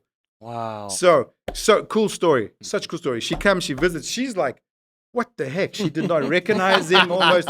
She was like, holy cow, what my husband is, my man is cool. And they started building their relationship back. Eventually the kids even started to come visit. Wow. Then, so he was Christian, right? So her church organized him a job before he came out of prison. Wow. So before he comes out of prison, he's already got a job, right? He comes out of prison, calls me, right? Mhm. Now I'm already working in the US by the time he gets out of prison. But he got hold of me, I don't know if on email, right? And he's like, I'm out of prison, I've got this job as a truck driver. He goes on national TV by himself on South African national TV and speaks about Criminon. He says, hey, did you see the episode? I'm like, what episode? What do you mean? Yeah. And just promoting Criminon like crazy, right? Then started his own trucking company. Just Wow. see, like, look at those stories. Just incredible. And he met guys that he was in prison with that didn't do the Criminon program. Yeah. Mm-hmm. And he bumped into them in a shopping center. And he was like, whoa, so cool to see you guys. Almost like a college reunion, right? But these guys were, he's like, what are you guys doing? And they're like, we're robbing banks. And he's like, you're joking. He's like, no. They took him outside, popped the hood, popped the trunk. There were guns in the trunk. And he freaked out. Yeah. He called me crying on the phone. Yeah. No kidding. He's like, Greg, can't believe it. And he's like, but Greg, I really, this is what I realized. These guys did not, when I asked him to do the Criminon program, they did not do the Criminon program. Wow. He says, that's the difference. That's the difference. And like he said, I'm so shocked. That's why he was crying. He's so angry that he never got these guys, probably taking a loss himself, that he never got them to do it. But he said, that's the difference between the guys that do the program and the guys who don't. And I was like, there's just so much evidence, but, like, it's, sometimes you just, anyway, it's so interesting that you have those things happen, Yeah. And again, another like leader of leaders just went the wrong way. Okay, cool. So get him back. Yeah. We can get him back. Yeah. We can get these guys back on track. And they love you. Like, Iz and we will always be mates. Yeah. Always, always, always be mates. And there are other guys. There are other guys that are just like, I don't know.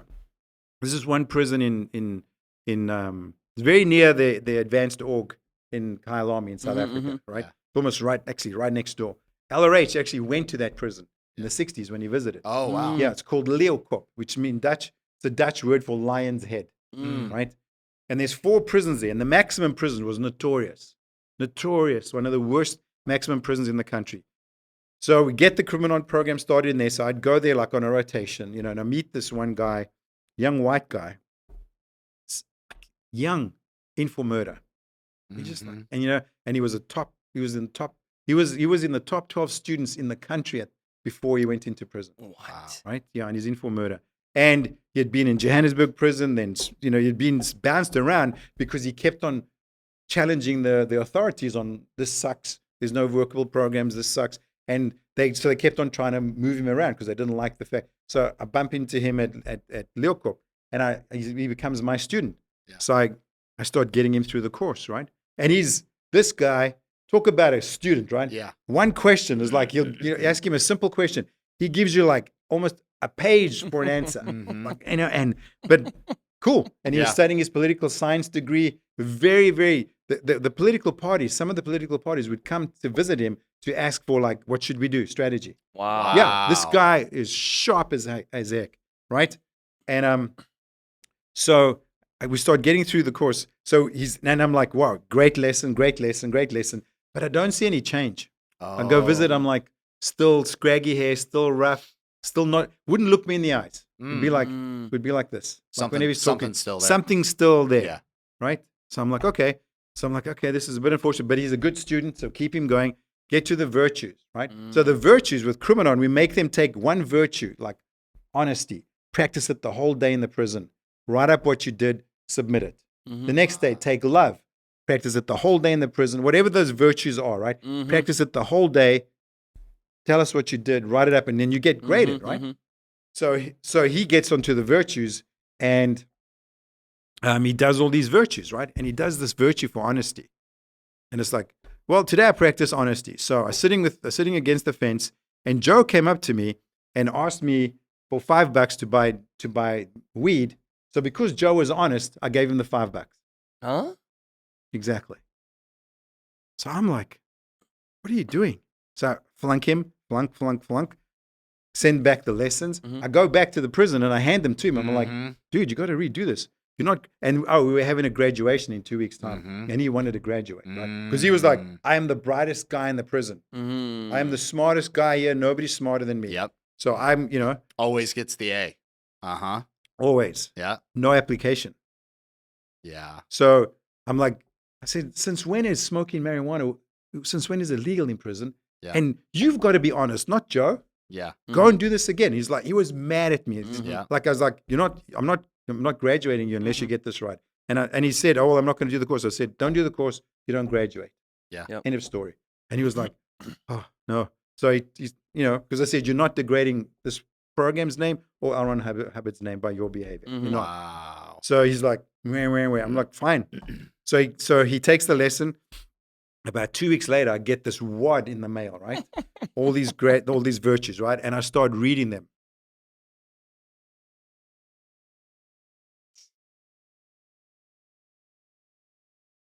It's so wild. It's so long ago, but not. You know? So we get to the virtue, forgiveness, right? And I'm reading this thing on forgiveness, right? And he says like, okay, so I was given up for adoption when I was a kid, right? And I never forgave my parents for doing that, right? And I've been trying to prove them wrong all my life and trying to prove them wrong. So today I'm going to practice forgiveness. So I'm going to forgive them. But how do you forgive them from a maximum prison? All right? So wild, so incredible, right? Yeah. This man is so basically so good. Yeah. So he finds out. Now this is in a maximum prison. He finds out where they are using the phone book. Finds out where they are, calls them. Now this is his birth parents, right? Not the parents that. This is the parents that gave him up for adoption. Tells them about himself. Tells him where he is. Forgives them. They're crying on the phone.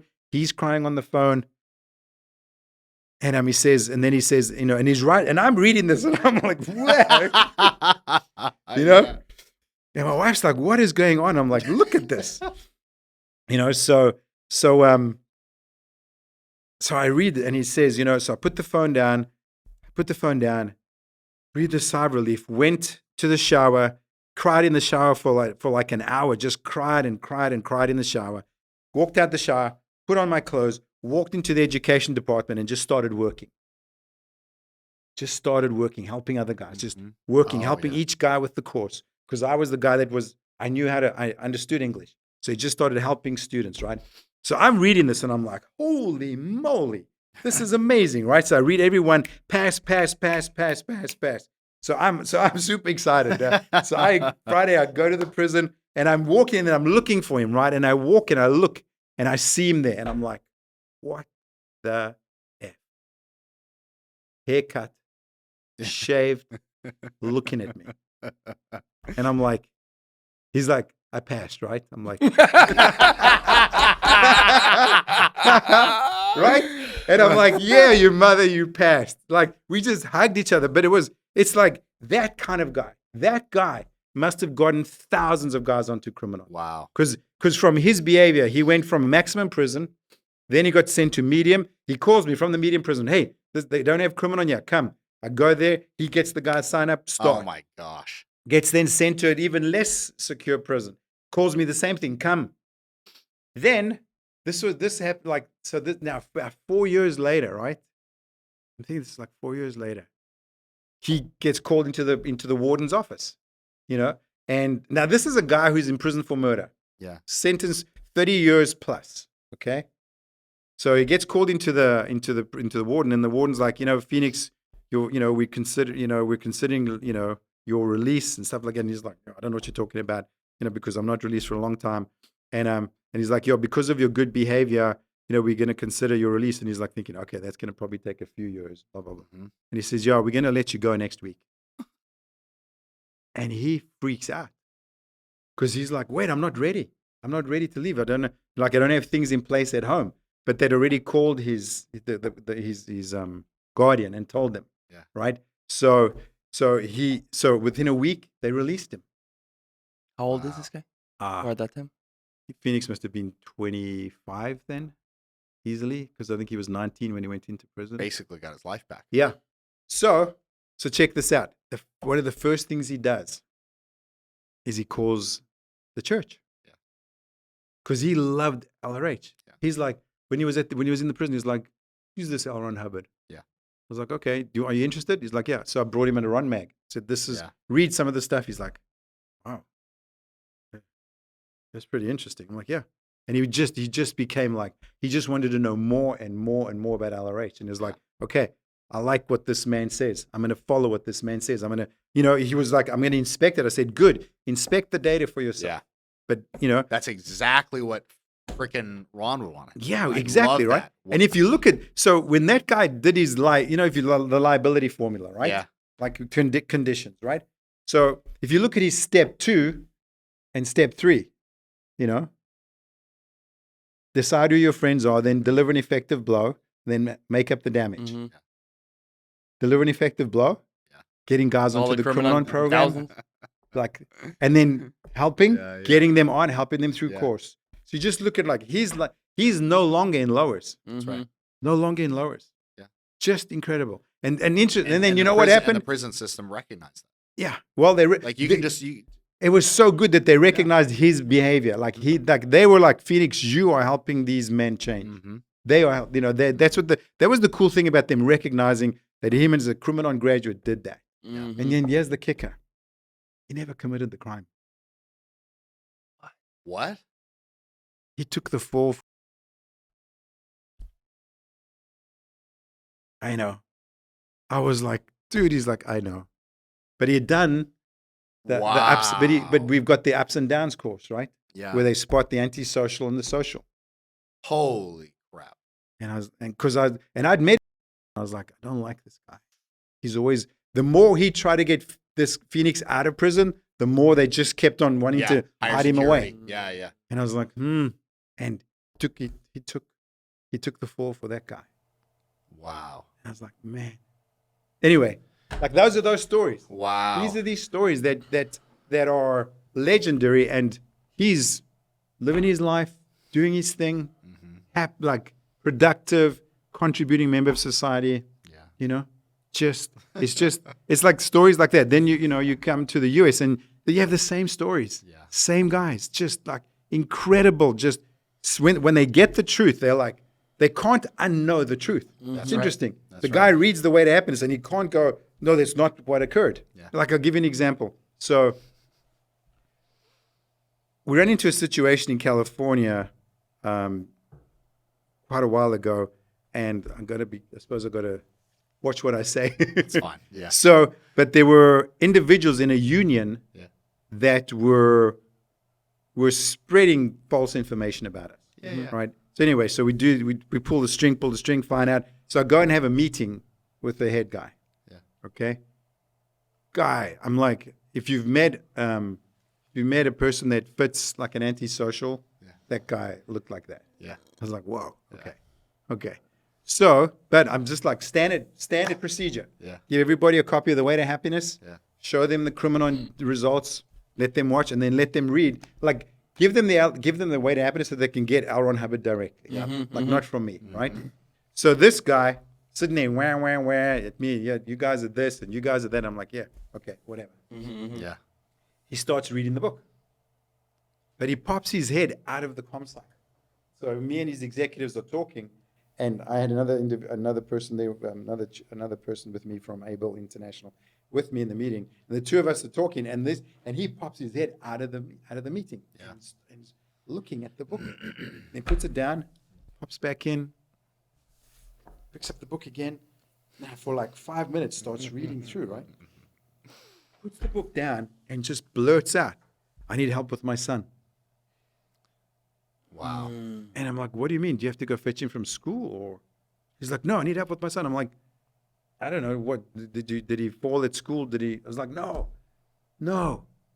My son's 15 years old, stealing cars, smoking weed. He's gonna go to prison, and I know how they treat them." And he starts giving off all their indiscretions. Wow. And his execs yell at him to shut the F up. Yeah. And I'm just like, "Thanks, operator." Thank you. Like, for a guy like that to see, because you can't unknow the truth. Yeah, like, right. man is basically good. Yeah. He's basically good. And we just got to keep promoting that message, you know? Yeah. And just keep finding that and looking for that and get the way to happiness out by the hundreds of millions. Yes. Because it is such an incredible work that helps people on the most gentle gradient Yeah. on finding themselves again, finding their love for themselves, finding their decency, you know. And I cannot say, and I never will have enough to say about the actual products and the results and the content of that book, how much it means for the average person, for the successful person, for the person down in the dumps, for guys in prison, wherever they are. That book can help you pull out of whatever That's right. muck you're in. That's right. And so that you can And actually everybody's got some muck going on that they can pull out of. Everybody. there's no one person Yeah. on this planet of 8 billion people that does not have something that they can't improve, you know, or work with, you know, except me. I'm kidding. No, definitely not me. But you know, I've been blessed, I suppose you could use that word, to be able to use and work with Mr. Hubbard's technology, you know, to just be and also like a bit proud of myself that I have the fortitude to go, okay, good, I've got to do what it says here. I can't be like, well, Yeah. I think it means this, so I'm going to do that. Yeah. You just got to do what it says. Like, you know, like when we, like, you know, from my first day of yelling at the guy, like, why the F? I was like, I don't think he would do it this way. So let me figure out. And at least you did it. It's true. Yeah. But then Then figuring you out fill the using survey asking them what do survey they want. What do technology. they want? At least Yeah. you didn't Yes. Do nothing. Do nothing. Yes. Yeah. You know what's the interesting thing as well with that survey? What I also did was I you know, that datum about when you're 2 years old, you know what your purpose is. Yeah. You know, there's I think it's in Dianetics. There's like a being knows when he's like 2 years old. He's like, I know what I'm going to do. And I asked them, hey, so when you were a kid, what was the goal? What was the dream that you wanted to be? Oh man, they'd be like, what do you mean? I'm like, no, you know, this dream that you've had, that you've always wanted to be a blah, or you wanted to marry this girl, or you wanted to live there, or you wanted, like, what was that? And I have them look, and then I do not let the guy go. Yeah. I want an answer. Yeah. And you see the guy go, oh, well, and some of them are like, I wanted to be a policeman. I'm like, okay, Yeah. so what? Like, Yeah. I'll never forget, there was one guy here in Florida, and a youngish guy, but obviously, you know, not a spring chicken anymore. And he was like, oh, I can't tell you, man. I'm like, so I was just like, Oh, he wouldn't tell he's you. like, I can't say, man. Oh, I'm like, tell me. And I just got down to, he was in the chair. I got down to his level and I said, just tell me, man. Yeah. And everybody in the room was waiting. Yeah. He's like, oh man, I wanted to be a quarterback. I just wanted to be a quarterback. I wanted to be the best quarterback. And I was like, okay, cool. So can you coach? Yeah. Could you be a coach? And he was like, I never thought of that. Yes, I could coach. I was like, Yeah. cool, go do that. Yeah. Go make quarterbacks. Yeah. You know, it's just so you can just help the guy. You can just help the guy find, you know, that spark that's in everybody. Yeah. You know, it doesn't matter where the guy's at. It doesn't matter. Yeah. You know, So beautiful. Brilliant. it is. Wow. It is. Okay, so we have a question. Okay, Yeah. ask some question. Okay. So a question I have that- answers. Yeah. No, you will. For sure. Okay. Guarantee you'll have an answer to this question. Okay. We ask this to every guest. It's kind of like you know. So, in your own words, what is Scientology? Scientology is an applied philosophy that, when applied, works every time, and it is the right to total freedom for everybody. Like every person in this universe, I know we think about this planet, 8 billion people, so every person wants total freedom. It's interesting, like every person, no matter where they are, they want total freedom. Like that's the thing that everybody wants. However they're trying to get there, they're trying to do that. So for me, that is Scientology. Wow. Brilliant. Yeah. Beautiful. And then I wish we had more time. I'd love to be here, hear all the stories. I know. And then we need to do a follow-up. We're going to need to do a follow-up, okay? Yeah. However, I will say this is probably just in terms of perception of time, it's different. Some things seem longer, some things seem shorter. I was just like looking at the clock for a second, and I was like, I know. I know. going this long. Yeah. You are a magnificent storyteller. Yeah. Oh, thank you. Oh my God. Thank you. So, if someone's watching this, right, and they were like, dude, like, Scientology has a bunch of courses online for free. The entire Volunteer Minister's Handbook is online, right? Yes, and the way to happiness. And the Way to Happiness. Yep. Oh, good. So, out of all the courses online, what should someone do right now? What is your favorite, most recommended course for someone to do right now at this second? The way to happiness. The way to happiness online, because it just gives you it gives you what you could recognize in yourself. You start recognizing the decency So in yourself, true. right? And then I would go to the volunteerministers.org and do every one of those courses. Those courses are invaluable. Like if you look at in South Africa, it's created a firestorm. We have over 43,000 fully trained volunteer ministers that have done those online courses, and it's changing the country. I was there 2 weeks ago, right? For an unfortunate situation, but I was there 2 weeks ago, and you just see it. The amount of change that these 43,000 are teachers, doctors, nurses, government leaders, men in the street, and these people are so happy that they have solutions. These ministers, these pastors, are so happy that they can give their congregation tools for life. Like they were like, oh, thank you, L. Ron Hubbard, for these tools. Because it was interesting. They would give stories of like, I'm losing parishioners. I'm losing parishioners. I'm losing parishioners. How do I keep my parishioners? Because they're struggling and they want God to help them. And so, and like they have faith, but they don't want to come back. And it's just like, yes, these tools for life. But the cool thing was these pastors recognized it themselves that these were tools for life that they could give to their parishioners. And now their congregations, their churches are packed. It's like the one thing I found with the Criminon Program. Every prison we went into, after about 6 months, the education I'm so forces... sorry. I want to interrupt and point something out on something you just said.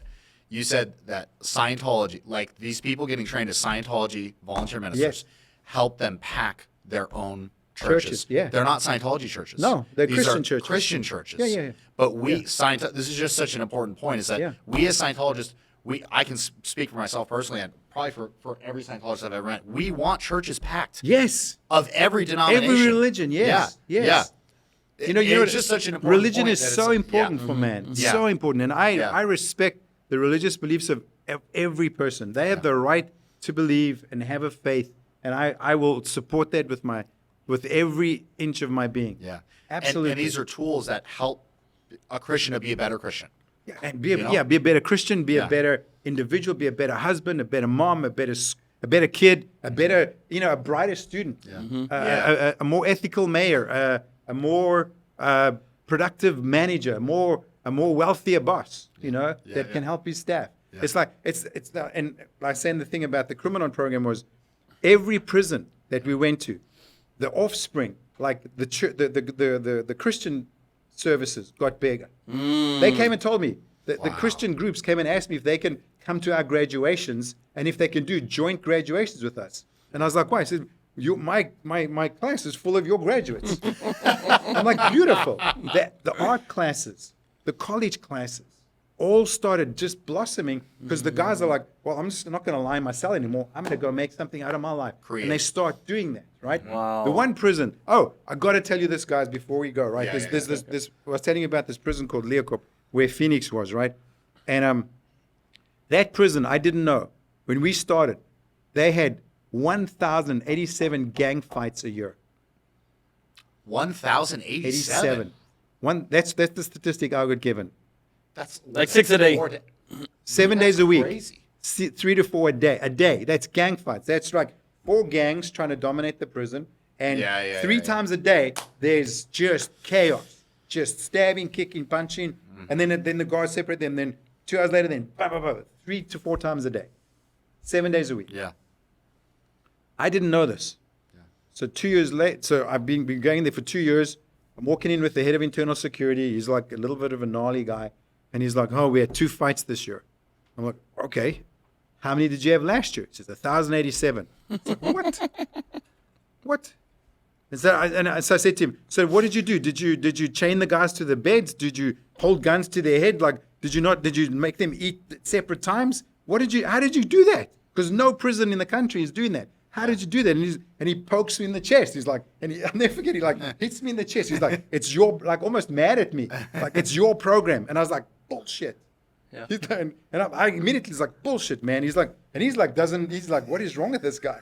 I'm like, bullshit. Because I said, you know that's not true. He tells me, I said, why do you say that? He said, because the guys that were in gangs stopped carrying out the gang orders. And I said, I said, you're lying. Because, if you're a gang member, if you get given an order, you have to take that order and deliver it. Otherwise, you get jumped. Yeah. Right? And he said, okay, well, the gang leaders that are on your program, stop the fights.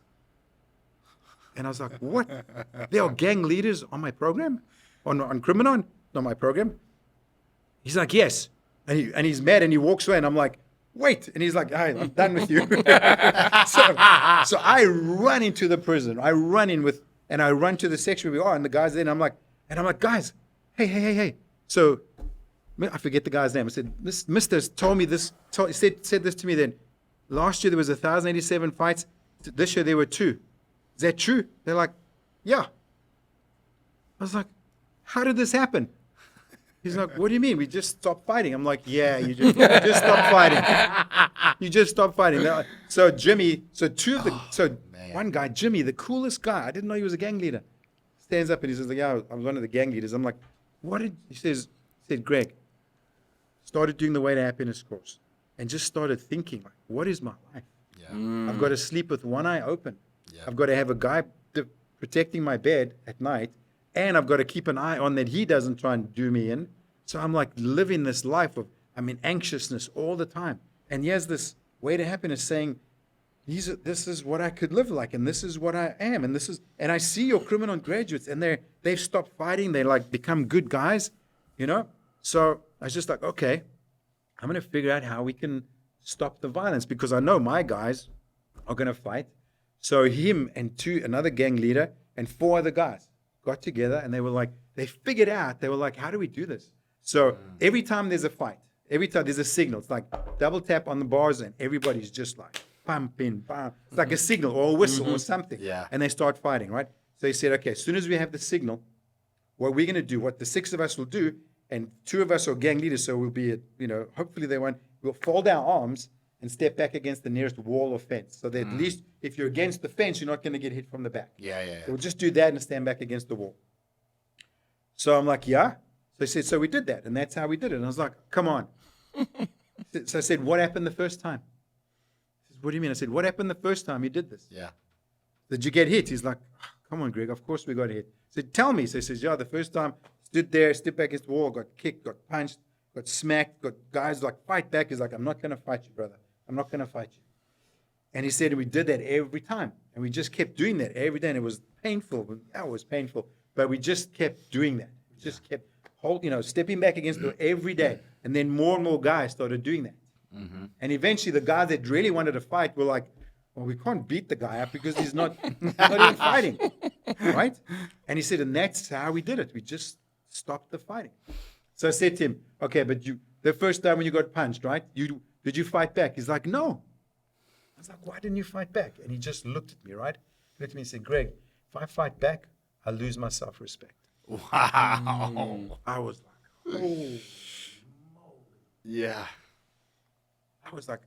I was thinking I would have fought back. Yeah, I was thinking the same thing. I'm like, but he was like, this no, guy's got Greg. more like Yes. internal fortitude than I do. Yes. If I fight back, I'll lose my self-respect. Yeah. Because it's interesting. Don't change because the person changes. Stay who you are. And he just stayed who he was. Yeah. And that paid off. So now check this out. So no more fights in that prison, right? Yeah. The guards love Criminon. They don't have to worry about being attacked. They don't have to worry about the bad behavior. They used to have their solitary confinement and their sick bay full all the time. Solitary confinement is where you get put for 30 days, on by yourself. After 2 years, empty. So nobody in solitary confinement for the last year. Nobody. The warden's like, I don't know when last we put a guy down there. That's so weird, right? Here's another cool thing. Those students every year on Ulrich's birthday send him a birthday gift. Stop. Wow. It's just, and it's a maximum prison. Yeah. It's a maximum prison. Dude. I'll never forget. I took my brother to a graduation. He's a beautiful guy, Christian, very beautiful guy. And he was like, "Oh, let me see what you do," because he'd heard So I take him to the graduation at that prison, right? Yeah. And he walks into the quadrangle, into the yard. Now, the officials would do anything for us because of the results we got. We had white linen tablecloths. Wow. I was like, "Where'd you get white linen?" They're like, "Shh." Even the guards like, "Don't worry, Greg, it's Criminon. We fixed this." So they had white linen tables. They had cookies. The Christian, every group that was there, that came to watch, right? So my brother's there, and so we do the standard thing. Call up the guy's name. Hey, John, finish the weight happiness course. Coming up, John, and a call. Say we have 100 graduates. They all come up. Get permission to do a photograph. And then a couple guys would speak. And this one guy read a poem, and my brother just burst out crying. Wow. I'm looking at him and he's like, I'm not going to cry. I'm not going to cry. And I'm like, what is he? He's like, this is unbelievable. Yeah. This is unbelievable that this man who is supposed to be the scum of the earth writes this beautiful poem about his life and what he wants to do with it. And my brother was, this was years ago. My brother, when I saw him, he's like, that's still one of the biggest miracles he's ever seen. So it's stuff like that, that you don't get to hear about in the news and maybe we don't want it in the news. We just want to keep delivering or we put it in the news. We just want to keep it in the damn news. I know. It's on this show. It's on this show. Yeah, it's on this show. Okay, we are the news. Share it, baby. Share it. It's just like this is my reality is this is mankind. Yeah. That's the beauty of mankind, that we can do that. I'll never forget one more thing. I know I keep talking. It's all good. Never forget. One more story. Yeah. But I was actually playing golf at some break. This was in Arizona, right? And I was guys I'd never met before. And so we tee off, and the guy says, "Hey, what do you do?" So I run a criminal. Are you the type of guy who jump in on a random foursome? Yeah, no. In those days, I was like, it was a week break. I was like, I'm going to play golf. Yeah. And so I joined this 4-ball, and these guys asked me what I do. So I told them, And the one guy was like, "What do you mean?" I said, I work for a nonprofit that rehabilitates criminals. He's like, "You know what? I think that they should all get executed, and God should make the decision." Yeah. And I was like, "Okay," but most of the guys don't go to prison. There's a lot of guys that don't go to prison for murder and crimes like that. Yeah. And when so we handle them in prison. So when they come out and they move into your neighborhood, they don't hassle you or your daughter or your kids. Yeah. And he was like, "Excuse me." He was like, "Oh, I never thought of that. I'm so sorry." He's like, "I never thought of that." I was like, "Yeah." So he's like, "Sorry, I didn't mean to be." I was like, "No worry, I'm used to. I'm used to that response because people get mad at crime. Yeah. Rightly so. Yeah. Rightly so. There's not like, "Oh yeah, he committed another crime." That's just being suppressive. You're being reasonable about it. You should be mad about it, but there is, once the penalty is there, then part of the penalty should be correction. Correction should do correction. Yeah. It should correct. It should help fix. Now that they've been judged, Now they've been judged, they'd be like, "Okay, here's my penalty." Here's the cool thing as well that I enjoy as well. The guys that are in prison have got enough of a self-conscience to have been caught. That's right. And to have been like, okay. That's right. Okay, I was kind of like hoping somebody would stop me. I need to be stopped. I need to be stopped. It's the guys that are not in there that continue to commit the crimes that I don't like. That I'm like, you know, and we could all think of examples of guys like that, but at least the guys that are there, I'm like, okay, I'm willing to help them because of that one thing. There's something in their makeup or whatever, or their constitutional characteristic that they were like, okay, I'm going to get caught so that I could be stopped. Interesting viewpoint, huh? Yeah. Interesting I viewpoint. had that data, but I've never looked at that the way that you just Yeah, the put guys it. that are out of there. Similar Yeah. with like mental hospitals. The guys there are victims of the other guys who never. Yeah. That's right. You know? Wow. So, yeah, really cool. Oh my gosh, unreal. Okay, Greg. Yeah. I think we got to call it there. For this one. I Over don't think I can handle This is anymore. amazing. I'm just not gonna never go home. yeah, this is I'm gonna amazing. go straight to a prison. Give me an Archon book. I want to say one thing. Yes. Thank you. My pleasure. Thank you for all these lives you've saved, these families you've put back together, and the work you're doing. It's honestly incredible, and I appreciate it very much. Well, thank you. I mean, it's an honor. And it's like, you know, the more shoulders we have to the wheel, the more boots on the ground we have. We can make this a civilization that we can be proud of. Yeah. That's right. Yeah. All right, guys. That was Don't Do Nothing. Greg Capazorio. Peace. Peace.